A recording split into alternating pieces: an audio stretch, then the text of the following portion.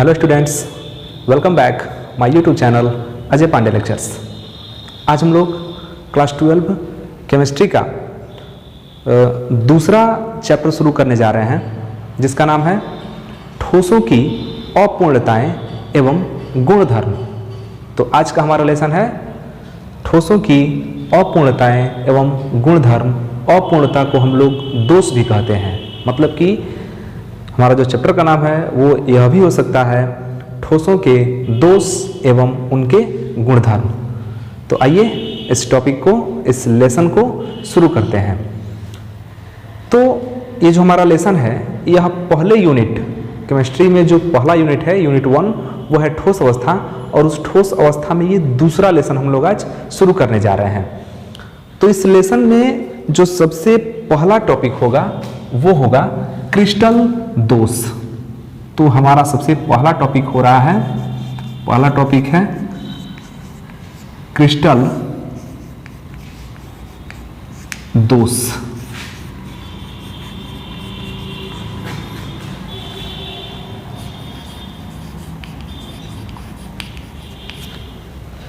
Crystal दोष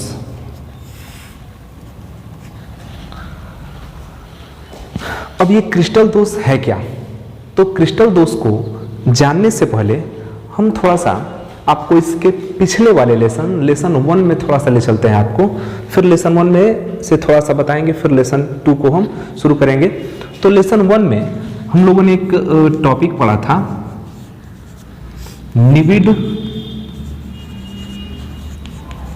संकुलन। हम लोगों ने इसके पिछले वाले चैप्टर 1 में एक टॉपिक पढ़ा था निविड संकुलन। तो निविड संकुलन है क्या? निविड संकुलन में बताया गया कि ठोसों के जो क्रिस्टल होते हैं, ठोसों के जो क्रिस्टल होते हैं, उनकी जो संरचना होती है वो निश्चित एवं नियमित होती है। ठोसों की जो संरचना होती है, उनके अणुओं की या कणों की जो व्यवस्था होती है वो एक निश्चित और नियमित व्यवस्था के अंतर्गत होती है। मतलब यह हुआ कि अगर हम, जैसे मान लीजिए कि कोई ठोस है, तो ठोस आप जानते हैं कि छोटे छोटे अणुओं से, छोटे छोटे कणों से, सूक्ष्म कणों से मिलकर बने हैं, और इन कणों की जो व्यवस्था होती है वो एक नियमित होती है, निश्चित संरचना होती है ठोसों में। मतलब कि ठोस के जो ये अणु होते हैं, यह एक निश्चित व्यवस्था के अंतर्गत एक दूसरे से क्या होते हैं, जुड़े होते हैं। ऐसा हम लोगों ने पढ़ा है, और उसी व्यवस्था को हम लोग बोलते हैं निविड संकुलन। और जैसा कि जब फर्स्ट चैप्टर शुरू हुआ था, तो वहां हमने जब ठोस का डेफिनेशन बताया था, तो उस डेफिनेशन में भी बार बार कहा गया था कि ठोस के जो अणु होते हैं, तो उन अणुओं की संरचना निश्चित एवं नियमित होती है, उनकी ज्यामिति भी क्या होती है, निश्चित होती है। मतलब यह हुआ, सीधे सीधे आप समझ जाइए कि ठोस के जो अवयवी कण होते हैं उनकी संरचना निश्चित होती है एवं नियमित होती है, और उसी को हम लोग क्या बोलते हैं, निविड संकुलन। ये तो हुआ डेफिनेशन कि ठोसों की जो संरचना होती है या उनके अवयवी कणों की जो व्यवस्था होती है वो एकदम निश्चित होती है और नियमित होती है। उसी को हम लोगों ने क्या कह दिया, निविड संकुलन कह दिया, और ठोस का डेफिनेशन भी हो गया। लेकिन क्या वास्तव में डेफिनेशन के अनुसार ही उसकी व्यवस्था होती है या नहीं? डेफिनेशन हम लोगों ने क्या पढ़ा कि ठोस के जो अवयवी कण होते हैं उनकी संरचना निश्चित एवं नियमित होती है। लेकिन ये तो डेफिनेशन हुआ ना, अगर हम प्रैक्टिकल में देखें कि क्या वास्तव में जो ठोस के अवयवी कण हैं उनकी व्यवस्था डेफिनेशन के अनुसार ही है या डेफिनेशन से कुछ भिन्न है? तो जब हम प्रैक्टिकली इसको देखते हैं, तो यह पाया जाता है कि ठोस के जो अवयवी कण हैं उनकी व्यवस्था डेफिनेशन के अनुसार न होकर थोड़ी सी क्या होती है, भिन्न हो जाती है। मतलब यह हुआ कि डेफिनेशन यह कहता है कि ठोस के जो अवयवी कण होते हैं उनकी संरचना निश्चित एवं नियमित होती है, लेकिन जब इसका गहन अध्ययन किया जाता है, इसको पूरे डीपली में अध्ययन किया जाता है, तो यह देखा जाता है प्रैक्टिकली रूप में यह देखा जाता है कि इनके अणुओं की व्यवस्था कहीं कहीं पर बिगड़ जाती है। इनके अणुओं की व्यवस्था में कहीं कहीं क्या होता है, अनियमितता आ जाती है। डेफिनेशन यह कहता है कि ठोस के अवयवी कणों की व्यवस्था नियमित होनी चाहिए, निश्चित होनी चाहिए, लेकिन जब उसको प्रैक्टिकल में देखा जाता है तो उसकी कहीं कहीं पर व्यवस्था जो है अनियमित हो जाती है। मतलब कि ठोस के अवयवी कणों में कहीं कहीं विचलन पाया जाता है। जैसे उदाहरण के लिए हम समझाएं कि कुछ बच्चे हैं और उनको हमने कह दिया कि आप लाइन में खड़े हो जाइए, लाइन में खड़े हो जाइए, एक सीधी कतार लंबी लाइन लगाइए। बच्चे लंबी लाइन लगा लेते हैं, लेकिन बाद में जब उसकी जांच होती है तो हमने तो कह दिया है ना कि आप लंबी लाइन लगाइए, सब लोग जान रहे हैं कि हाँ चलिए एक सीधा लाइन लग चुका है। लेकिन जब उसकी जांच होती है कि क्या वास्तव में सही है, तो देखा जाता है कुछ बच्चे जो टेढ़े मेढ़े जगह पर खड़े हैं, कुछ अपने स्थान पर है ही नहीं। मतलब कि जो लंबी लाइन है उसमें कुछ क्या आ गया, अनियमितता आ गया, कुछ उसमें विचलन आ गया। ठीक उसी प्रकार डेफिनेशन यह कहता है कि ठोस के जो अवयवी कण होते हैं, ठोस के जो अवयवी कण होते हैं उनकी संरचना नियमित होती है एवं निश्चित होती है। लेकिन जब इसको प्रैक्टिकल के रूप में देखा जाता है, जिसको प्रायोगिक तौर पर देखा जाता है, तो यह पाया जाता है कि ठोस के अवयवी कणों में बहुत जगह, कई जगह अनियमितता भी पाई जा रही है, विचलन भी पाया जा रहा है। तो इस प्रकार जो ये ठोसों के अवयवी कणों में यह जो अनियमितता है, विचलन है, इसी विचलन को हम कहते हैं कि यह उस ठोस में या उस क्रिस्टल में क्या है, दोष है। तो इसका डेफिनेशन बहुत ही आसान है कि ठोसों के अवयवी कणों में अनियमितता एवं जो विचलन उत्पन्न हो जाता है या विचलन पाया जाता है, इसी को हम क्या बोलते हैं, ठोसों की अनियमितता बोलते हैं, या ठोस के दोष बोलते हैं, या क्रिस्टल दोष बोलते हैं। तो ठोसों के जो क्रिस्टल होते हैं उनमें इस प्रकार का दोष प्रायः देखा जाता है, इसलिए उसको हम क्या बोलते हैं, क्रिस्टल दोष बोलते हैं। तो आप समझ सकते हैं कि डेफिनेशन यह कहता है कि ठोस के जो अवयवी कण हैं, जो क्रिस्टल हैं, उनकी एक निश्चित एवं नियमित संरचना होती है। लेकिन जब उसका पूरा डीपली गहन अध्ययन किया जाता है तो यह पता चलता है कि जो अवयवी कण की जो व्यवस्था है वो कहीं कहीं पर क्या हो गई, गड़बड़ हो गई है, कहीं कहीं पर उसकी व्यवस्था बिगड़ गई है। मतलब उस ठोस में, उस क्रिस्टल में एक प्रकार का दोष उत्पन्न हो गया, और उसी को हम क्या बोलते हैं, क्रिस्टल दोष बोलते हैं। तो इस टॉपिक को हम, इस डेफिनेशन को लिख के एक बार समझते हैं।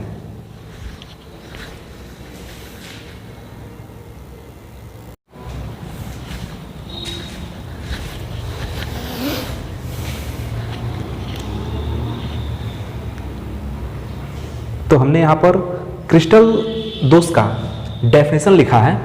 आप इसका डेफिनेशन देखिए, क्रिस्टल दोष, क्रिस्टल डिफेक्ट्स, क्रिस्टल की पूर्ण क्रमिक, क्रिस्टल की पूर्ण क्रमिक व्यवस्था में कोई भी अनियमितता या विचलन, जैसा कि आप जानते हैं, हमने बताया भी है कि क्रिस्टल की जो व्यवस्था होती है वो एक निश्चित एवं नियमित होती है।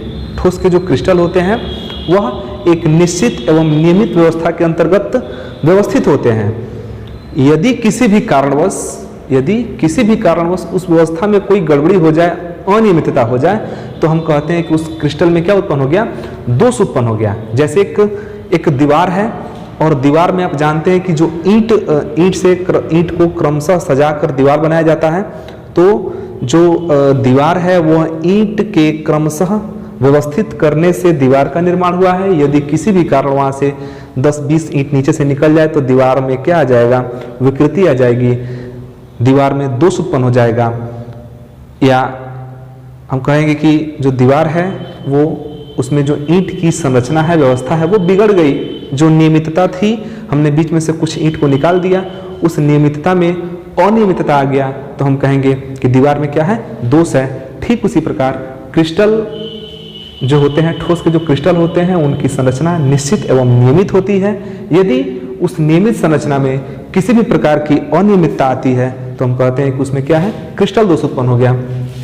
तो डेफिनेशन बड़ी आसान है कि क्रिस्टल की पूर्ण क्रमिक व्यवस्था में कोई भी अनियमितता या विचलन, अनियमितता या विचलन क्रिस्टल दोष कहलाता है।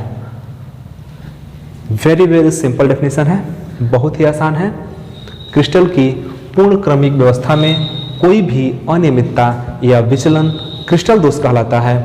और इसकी एक सबसे बड़ी बात क्या है कि ये दोष क्रिस्टल के गुणों को परिवर्तित कर देते हैं। अगर ठोस के क्रिस्टल में कोई दोष आता है तो उस ठोस का गुण भी थोड़ा सा क्या होता है, परिवर्तित हो जाता है। जैसे मान लीजिए कि एक आदमी है और उसको आप एक ठोस समझ लीजिए और उसके बहुत सारे पार्ट्स हैं जिससे मिलकर उस आदमी की संरचना हुई है, हाथ है, पैर है, नाक है, मुंह है। अगर उसका पैर टूट जाए तो उस क्रिस्टल में क्या आ गया, दोष आ गया। और जब क्रिस्टल में दोष आएगा तो उसका गुण भी क्या हो जाएगा, थोड़ा सा परिवर्तित हो जाएगा। जहाँ वो सीधा चल रहा था तहाँ वो लंगड़ा के चलेगा।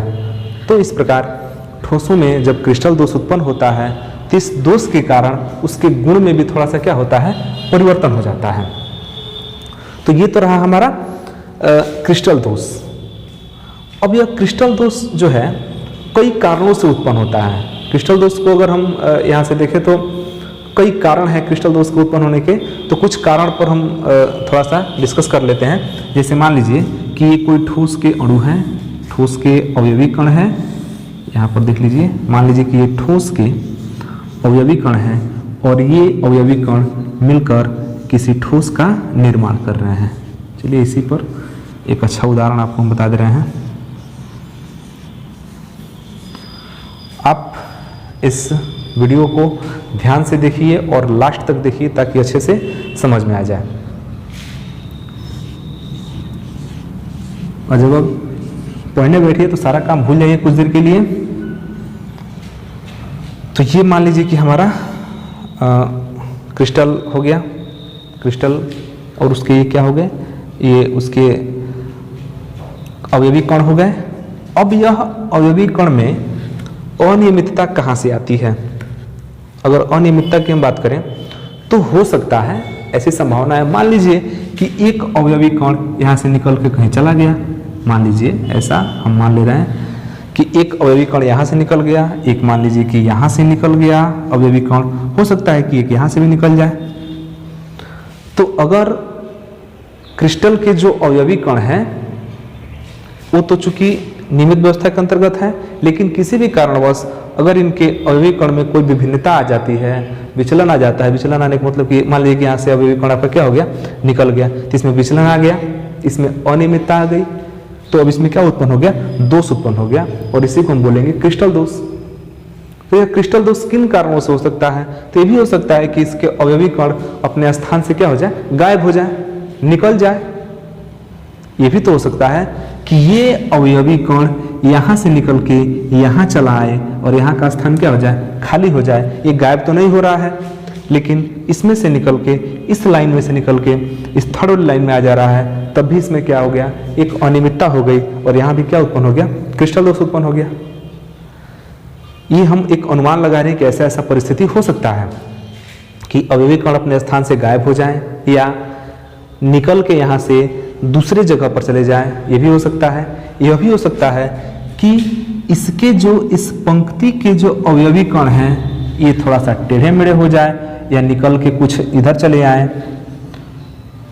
तो ऐसा भी हो सकता है।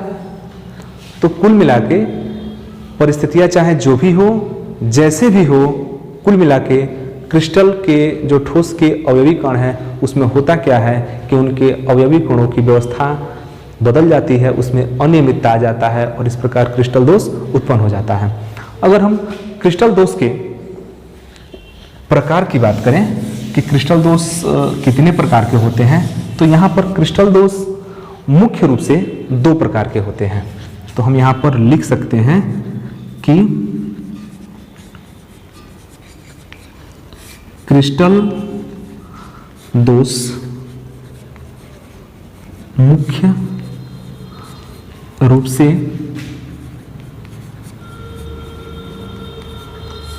2 प्रकार के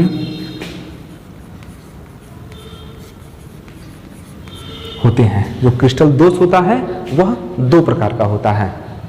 एक पहला अगर हम कहें तो ये हो जाता है बिंदु दोष। पहला क्या हो गया, बिंदु दोष हो गया। और दूसरा जो दोष होता है वो होता है रेखीय दोष। देखिए, क्रिस्टल दोष मुख्य रूप से दो प्रकार का होता है। पहला बिंदु दोष, दूसरा रेखीय दोष। तो आप नाम से ही यहाँ पर हम थोड़ा सा इसके बारे में बता दे रहे हैं, आप समझ भी रहे हैं कि बिंदु दोष, ये जो दोष उत्पन्न होगा वो किसी विशेष पॉइंट के चलते उत्पन्न होगा, और जो रेखीय दोष है वो एक लाइन में जो गड़बड़ी होगी तो वहाँ से उत्पन्न होगा। तो एक उदाहरण के थ्रू हम आपको समझाने का प्रयास कर रहे हैं कि जैसे मान लीजिए कि कुछ हमारे पास अवयवी कण है, यहाँ पर कुछ अवयवी कण है, और मान लीजिए कि इन अवयवी कणों में, ये जो ठोस के अवयवी कण है, इसमें कुछ ऐसा होता है कि यह अणु, यह अवयवी कण यहाँ से निकल के चला जाए और बाकी अपने स्थान पर जैसे हैं वैसे रहें, चाहे बीच में से कैसे अवयवी कण निकल जाता है। तो यहाँ पर हम कह सकते हैं कि यह बिंदु दोष के अंतर्गत आता है। मतलब कि क्रिस्टल में वह दोष जो एक किसी विशेष बिंदु पर उपस्थित अवयवी कण की अनियमितता के कारण होता है, तो उसको हम क्या बोलते हैं? बिंदु दोष बोलते हैं। लेकिन अगर इसमें एक पूरी पंक्ति में ही अनियमितता उत्पन्न हो जाए, पूरी पंक्ति में, फर्स्ट में आ जाए, चाहे सेकंड में आ जाए, चाहे थर्ड में आ जाए, कहीं भी आ जाए, पूरी पंक्ति में ही अगर अनियमितता आ जाता है, तो वहां पर हम कहते हैं कि उसमें कौन सा दोष है? रेखीय दोष। अगर किसी विशेष बिंदु पर जो अवयवी कण है उसमें अगर अनियमितता आता है तो वहां पर हम उसको बिंदु दोष कहते हैं। लेकिन अगर पूरी पंक्ति में ही दोष उत्पन्न हो जाए, ठोस के जो अवयवी कण हैं जो क्रमबद्ध तरीके से एक पंक्ति में व्यवस्थित हैं, अगर पूरी पंक्ति में ही दोष उत्पन्न हो जाता है तो वहां पर हम कहते हैं कि उसमें रेखीय दोष है। और अगर हम क्लास 12 का जो सिलेबस है उस सिलेबस के हिसाब से देखें तो हम लोगों को रेखीय दोष को पढ़ना ही नहीं है। हम लोगों को रेखीय दोष नहीं पढ़ना है।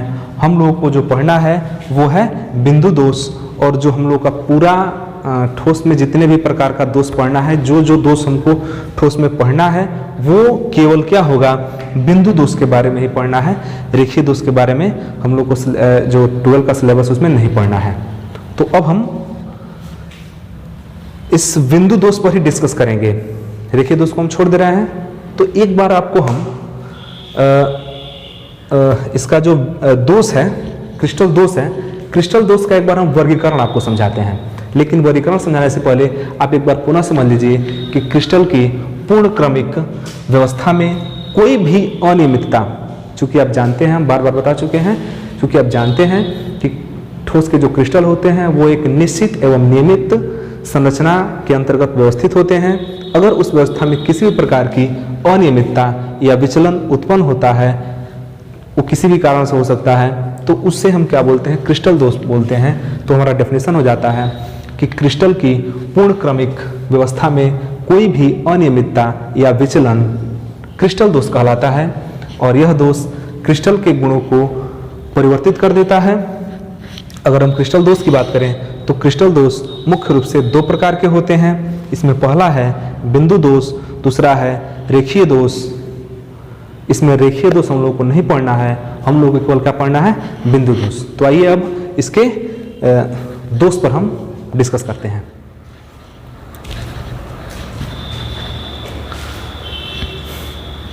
तो चलिए अब बात करते हैं बिंदु दोष का। तो बिंदु दोष का जो डेफिनेशन होता है वो हमने यहाँ पर लिखा है। बिंदु दोष पॉइंट डिफेक्ट आदर्श क्रिस्टल ठोस में, आदर्श क्रिस्टल ठोस में अवयवी कणों की व्यवस्था में अनियमितता एवं विचलन द्वारा उत्पन्न दोष बिंदु दोष कहलाता है। यहाँ पर एक बार समझिए कि आदर्श क्रिस्टल ठोस में, देखिए आदर्श शब्द बड़ी इंपॉर्टेंट है। आदर्श ठोस, आदर्श द्रव, आदर्श गैस या कोई भी आदर्श नियम है। तो सबसे पहले हम लोगों ने क्लास 11th में जो फिजिक्स पढ़ा है वहाँ पर एक टॉपिक आया था आदर्श गैस। फिजिक्स में आदर्श गैस वहाँ पर हम लोगों ने पढ़ा था। तो आदर्श जो शब्द होता है ना, आदर्श का मतलब होता है कि उसमें कोई भी कमी नहीं हो, कोई भी अनियमितता नहीं हो। तो अगर आदर्श कोई ठोस है तो आदर्श ठोस का मतलब कि उसके अणुओं की जो व्यवस्था है वो निश्चित है, नियमित है, उसमें किसी भी प्रकार की कोई कमी नहीं है। लेकिन सबसे मजे की बात यह है कि पूरे समझ लीजिए कि पूरे संसार में, पूरे ब्रह्मांड में कोई भी पदार्थ या कोई भी वस्तु आदर्श नहीं है, उसमें किसी न किसी प्रकार की कोई ना कोई कमी जरूर है। तो यहाँ पर अगर कमी है तो उसी को हम क्या बोलेंगे, दोष बोलेंगे। तो यहाँ पर लिखा है कि आदर्श क्रिस्टल ठोस में, आदर्श क्रिस्टल ठोस का मतलब कि उसमें कोई कमी नहीं है, परंतु यदि उसमें किसी प्रकार की कमी उत्पन्न होती है तो वही क्या उत्पन्न हो गया, वहां पर क्रिस्टल दोष उत्पन्न हो गया। लेकिन वह दोष अगर किसी विशेष बिंदु के कारण है, जो अवयवी कण है वो एक व्यवस्था के अंतर्गत जुड़े हुए हैं, तो किसी विशेष जो अणु है उस विशेष अणु में अगर कहीं पर भिन्नता आती है, विभिन्नता आती है, तो वहां पर बिंदु दोष काम करता है। अब यहाँ देखिए कि आदर्श क्रिस्टल ठोस में अवयवी कणों की जो व्यवस्था है उस व्यवस्था में अनियमितता एवं विचलन द्वारा उत्पन्न दोष बिंदु दोष कहलाता है। इस उदाहरण के द्वारा हम आपको समझा दे रहे हैं कि ये अवयवी कण एक दूसरे से जुड़े हुए हैं। मान लीजिए कि यह अवयवी कण यहाँ से निकल गया और यहाँ का स्थान क्या हो गया, खाली हो गया, हो सकता है, या यह अवयवी कण यहाँ से निकल के कहीं और आ गया, ये भी हो सकता है। तो इस प्रकार का अगर कहीं पर दोष उत्पन्न होता है तो उसको हम क्या बोलते हैं, बिंदु दोष बोलते हैं। और इसी का जो सेकंड हमने बताया था कि जो क्रिस्टल दोष होता है दो प्रकार का होता है, एक बिंदु दोष और दूसरा रेखीय दोष। तो रेखीय दोष हमको तो पढ़ना है नहीं, लेकिन रेखीय दोष में होता क्या है कि इस पूरी पंक्ति में अनियमितता उत्पन्न होती है। तो यदि किसी क्रिस्टल ठोस में जो आपका अवयवी कण है उस अवयवी कण की पूरी पंक्ति में ही अनियमितता उत्पन्न हो जाए तो वहां पर हम कहेंगे कि वह रेखीय दोष है, और रेखीय दोष हम लोग के सिलेबस में नहीं पढ़ना है। तो आप इसका एक बार स्क्रीनशॉट ले लीजिए। तो आज का हमारा जो लेसन है केमिस्ट्री का पहले यूनिट ठोस अवस्था का जो लेसन नंबर 2 है कि ठोसों में अपूर्णताएं एवं उसके गुणधर्म। तो इस अपूर्णता का मतलब हुआ कि ठोसों में दोष। तो एक बार पहले हम ठोसों के दोष पर डिस्कस कर ले, ठोसों के दोष को जान ले कि दोष कितने प्रकार के होते हैं, फिर हम एक एक दोष को क्रमबद्ध तरीके से पढ़ेंगे। तो अगर हम क्रिस्टल दोष की बात करें, एक हम समझ लीजिए कि एक आपको रफ डायग्राम बना के दे रहे हैं कि दोष कितने प्रकार का होता है, ठोसों में जो क्रिस्टल दोष होते हैं वो कितने प्रकार के होते हैं। और जब हम पूरा वर्गीकरण कर लेते हैं तो फिर वर्गीकरण करने के बाद एक एक पॉइंट को अच्छे तरीके से पढ़ा जाएगा। तो जैसा कि हम लोग जान रहे हैं क्रिस्टल दोष, हमारा टॉपिक यहीं से शुरू हुआ, क्रिस्टल दोष। अगर हम क्रिस्टल दोष की बात करें तो जैसा कि हम लोगों ने डेफिनेशन पढ़ा क्रिस्टल दोष का, और वहां पर हमने यह बताया कि क्रिस्टल दोष दो प्रकार के होते हैं। तो हम थोड़ा सा एक यहाँ पर वर्गीकरण कर दे रहे हैं, एक अच्छा वर्गीकरण, और इस वर्गीकरण के अंतर्गत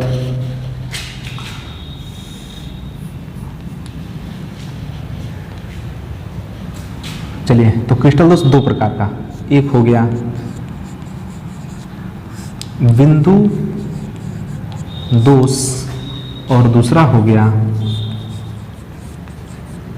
रेखीय दोष। देखिए जो क्रिस्टल दोष होता है वो दो प्रकार का होता है, क्रिस्टल दोष दो प्रकार का होता है, बिंदु दोष और रेखीय दोष। रेखीय दोष हमको नहीं पढ़ना है तो यहाँ पर तो हम कोई बात नहीं करेंगे इसके बारे में, हमको इस पूरे लेसन में बिंदु दोष के बारे में ही पढ़ना है। तो अब अगर हम बिंदु दोष का अगर हम प्रकार देखें तो बिंदु दोष का डेफिनेशन हमने पढ़ लिया। और बिंदु दोष का अगर प्रकार देखें तो बिंदु दोष भी यहाँ से देखिए दो प्रकार के होते हैं, ध्यान दीजिएगा कि बिंदु दोष भी दो प्रकार के होते हैं। एक होता है रस समीकरण मितीय, रस समीकरण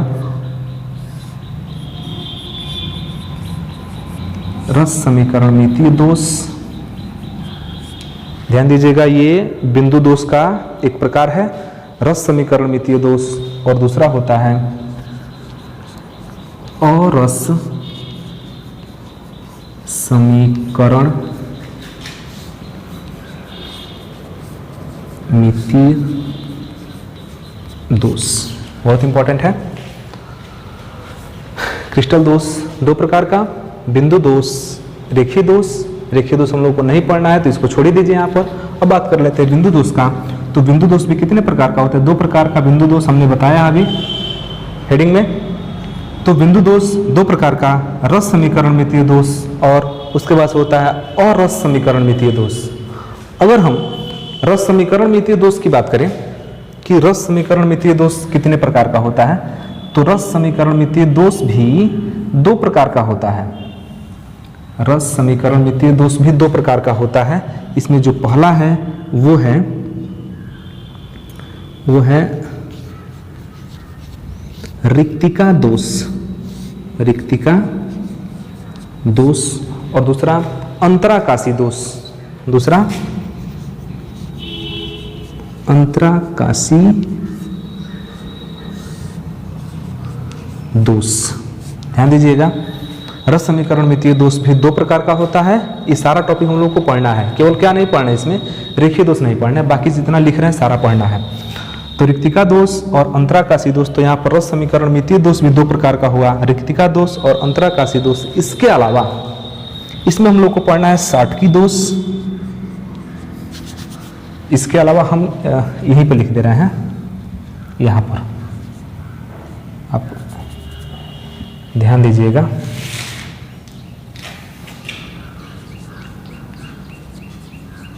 साटकी दोष और फ्रैंकेल दोष, ये दोष कुछ स्पेशल हैं, बहुत ज़्यादा भी स्पेशल नहीं है। अब आप लोग ये मत समझिएगा कि रस समीकरण मितीय दोष चार प्रकार का होता है, नहीं। रस समीकरण मितीय दोष सिर्फ दो ही प्रकार का होता है। एक होता है ये रिक्तिका दोष और दूसरा होता है अंतराकाशी दोष। इस दोनों दोष के अलावा साटकी दोष और फ्रैंकेल दोष भी हम लोग को पढ़ना है, लेकिन यह आप माइंड में हमेशा ध्यान रखिएगा कि जो ये रस समीकरण मितीय दोष होता है वो चार प्रकार का नहीं होता है, दो ही प्रकार का होता है, रिक्तिका दोष और अंतराकाशी दोष। इसी में हम लोग दो दोष और पढ़ते हैं, साटकी दोष और फ्रैंकेल दोष। कभी भी आप यह नहीं समझेंगे कि यह चार प्रकार का होता है, दो ही प्रकार का होता है। उसके बाद से आता है अरस समीकरण मितीय दोष। तो जो अरस समीकरण मितीय दोष है यह दो प्रकार का होता है। एक होता है धातु अधिक्य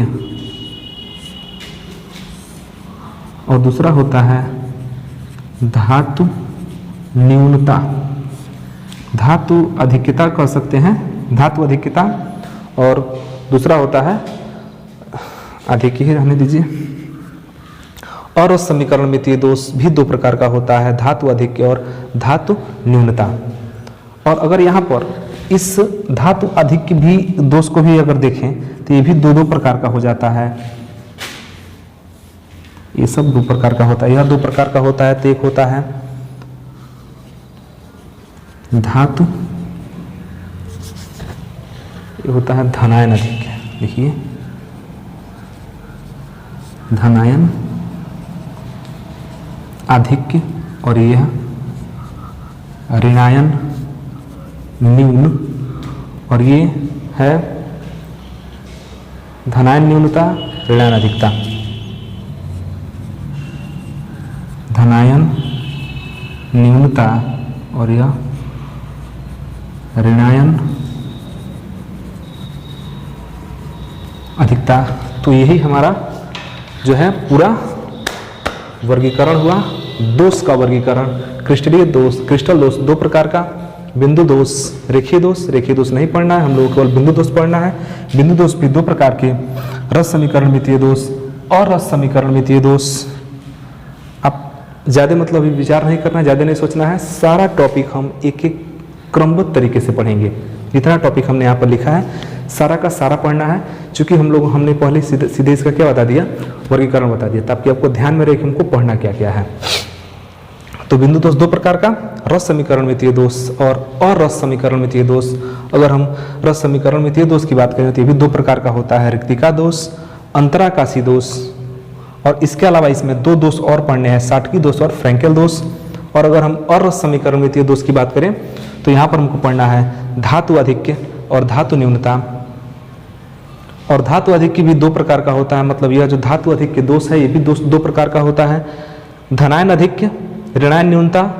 और धातु न्यूनता का ये भी दो प्रकार का दोष होता है, धनायन न्यूनता और ऋणायन अधिकता। तो ये रहा हमारा पूरा दोष का वर्गीकरण। आप इसका एक बार स्क्रीनशॉट ले लीजिए। तो इसके बाद जो हम लोग अब शुरू से जब पढ़ेंगे तो क्रिस्टल दोष हमने आज इस वीडियो में पढ़ लिया, बिंदु दोष भी हमने पढ़ लिया। अब जो हमारा जो अगला टॉपिक होने वाला है वो होगा रस समीकरणमितीय दोष। तो अगले वीडियो में हम लोग पढ़ेंगे रस समीकरणमितीय दोष। तो आप आज का वीडियो एक बार, दो बार, तीन बार अच्छे से चला कर देख लीजिए कि पूरा ये दोष आपको समझ में आ जाए। फिर हम एक एक दोष को क्रमबद्ध तरीके से पढ़ेंगे। तो ये वीडियो आपको कैसा लगा आप हमें कमेंट बॉक्स में ज़रूर लिखिए, क्योंकि हम कमेंट बॉक्स को स्पेशली पढ़ते हैं। जो भी आपकी राय है आप अपनी राय दे सकते हैं। और यदि आप हमारे चैनल पर नए हैं तो चैनल को सब्सक्राइब कीजिए। वीडियो अच्छा लगे तो उसे लाइक ज़रूर कीजिए और अपने मित्रों के पास शेयर कीजिए, ताकि उनकी भी पढ़ाई आपके साथ निरंतर चलती रहे। फिर मिलते हैं अगले वीडियो में इसी से संबंधित एक नए टॉपिक रस समीकरणमितीय दोष के साथ। तब तक के लिए धन्यवाद। जय हिंद।